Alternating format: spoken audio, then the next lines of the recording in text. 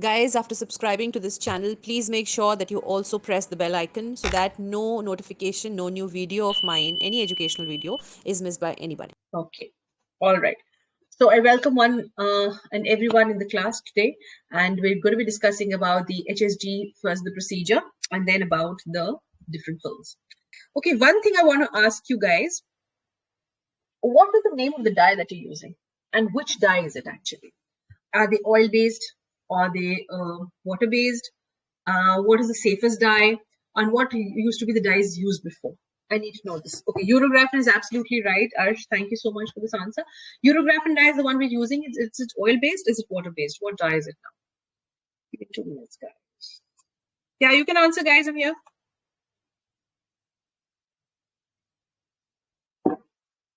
And why have we gone to the water-based dyes from oil-based dyes? What is the reason? It is water-based. Nowadays we're using water-based dyes. We're not using oil-based dyes. What is the reason for going to the water-based dyes instead of oil-based dyes? It is less painful, agreed. What else? We see far less number of contrast allergies with water-based dyes as compared to the oil-based dyes. Okay. Anaphylaxis. The risk of anaphylaxis is far less. Absolutely right, Kosya. Less allergy, less lipid granuloma formation. So this is the reason why we've now shifted over to these water-based dyes. And the contrast dyes which are used nowadays are far less allergenic than were the ones who were used before. There is an HSG image in front of you guys. Now I'll be asking you questions. You will tell me what do you think, and then I'll tell you whether it's right or is it wrong. So let's have this quiz, okay? And I would want as many students to join as much as possible. The ones who've seen it, I do not know. Actually, I forgot. Sending a message, I always do on WhatsApp. So this time I forgot, but I just gave it before the class. So anyways, whosoever is there in the class can now answer me. What is this HSG picture is? Is it a biological entity in front of you? Is it normal? Or if it's a pathological entity, what do you think it is? Yes. Yes. Arsh has been very safe in saying both tubes are patent. That's true. Can you comment on the uterine cavity? Do you find it's normal? Yeah, come on, guys.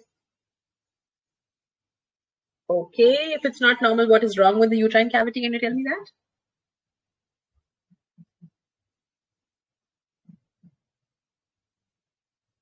Oh, okay, Osha, I'll show you how the T-shaped uterus looks like. This is a uterine cavity, which looks normal, okay? And these are two bilaterally patent tubes. I'll show you towards the end to remind me how is the uterine cavity, which is a T-shaped uterine cavity, how does it look like? This is not almost normal, okay? Don't worry. Okay, so I want you people to answer because I want you people to make mistakes. I would love it when you will learn it this way, and I'll be really, really happy teaching you when you are faltering more. That way you will remember for life, for good. Remember, failure teaches you maximum, success does not, all right? So don't chase after success. Keep falling again so that you're able to perform well in your exams. Remember that. All right, anybody who can comment on this, what does it look like? Okay, right tubal block, I can say that because there's no free spill in the right dye. I agree with that. What else? What do you see? Yes, there is filling defect for sure. There are filling defects. Looks more like, you know, penny submucous polyps or submucous myomas or maybe uterine adhesions. I do not know, but yes, there is filling defect. This is no doubt about it. Yes, guys, come on.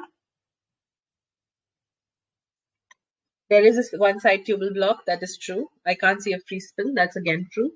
Yes. Let's hear it out. Come on, guys.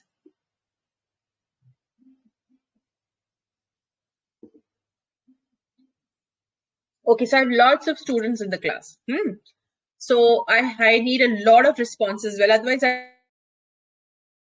I'll not show you the answers. So that no, guys, come on. So this is tube. You can see the right side tubal block. Okay, there's no free spill for sure, and there is a filling defect. That's the safest way to say it. It could be polyps, it could be myoma, it could be endometrial, this cancer. It could be synechial. There are filling defects for sure. Yes. So the answer is Multiple filling defects, probably due to endometrial polyps. Okay. Okay. Next image.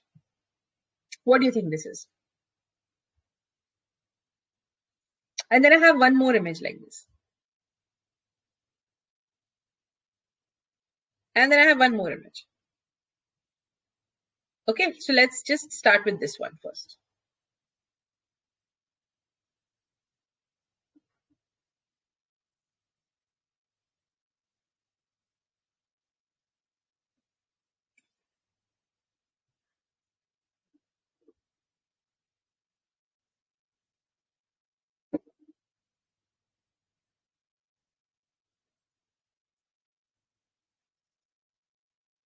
All right.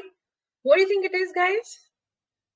Yeah, it looks like what? It looks like one side something is growing inside the uterus, isn't it? And there is a filling defect because of that. Or there are a lot of adhesions at this point in place and the dye is not flowing through it properly. Either of these things. And this looks like what? How can something just grow in like this, right? This looks like a picture of adhesions only, adhesions inside the uterus, somewhere in between, even more. And see the tubes, they're not patent either. Are you seeing that? Okay. So finally, what is it? What is it? What does it look like to you all? So a lot of answers, but for the same few students. Okay. Meghna is answering. Usha, Kosiha. Where are you, Arsh? I need you, Arshpreet. I need Lavanya. Come on, guys. Try. Everybody's going to try. I want Aman to answer. Then whom do we have? Okay, wait. Let me see what all students I have. I have so many students right now. Devika, I need you to answer, please. Rashmi. Yogini is there. Come on, Yogini, I need your answers as well. Lavanya, you are there. Bhavna is there. All my top students are there. Meghna, everyone is there. Okay, please try. Come on, try and fail. I would love that. Rather than sitting and waiting answer, that's not at all cool. Okay.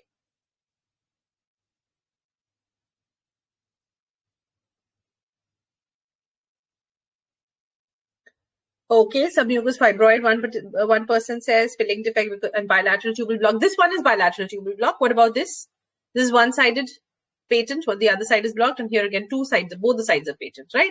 But what do you see inside the uterine cavity? Tubes. You guys are super masters in telling the tubes. I want to know what this is. I want to know what this is, and all of them are mostly the same thing. Okay. This one you feel is niche. Okay, no, Yogini, that's a good try. Why not? Okay, so I'll tell you the answer. This is all showing a filling defect, mostly due to synechia. Okay, mostly. Now this looks almost like a fibroid or a carcinoma. Okay, but all these I brought these films so that you're sure to see that this is mostly a synechia look, because it's coming right in between. Okay, it's not starting from this wall, that wall. It's either coming from posterior wall, but again, it will not have a filling defect.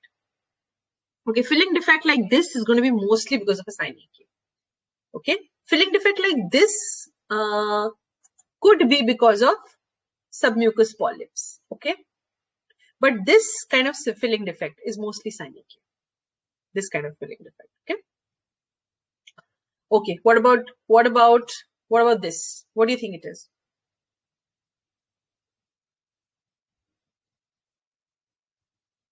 Keep trying. All of you are going to try. Yes. MS.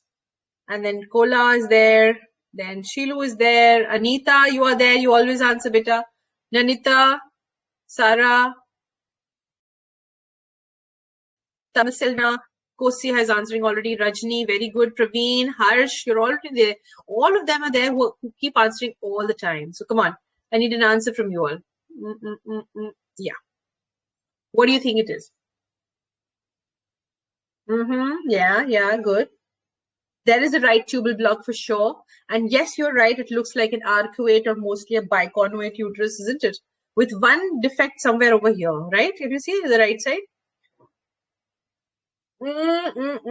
Okay. Arcuate, somebody says arcuate, somebody says biconvate. Excellent. And this is the reason why I brought some images, okay? I'll be teaching you the difference between arcuate and biconvate right here.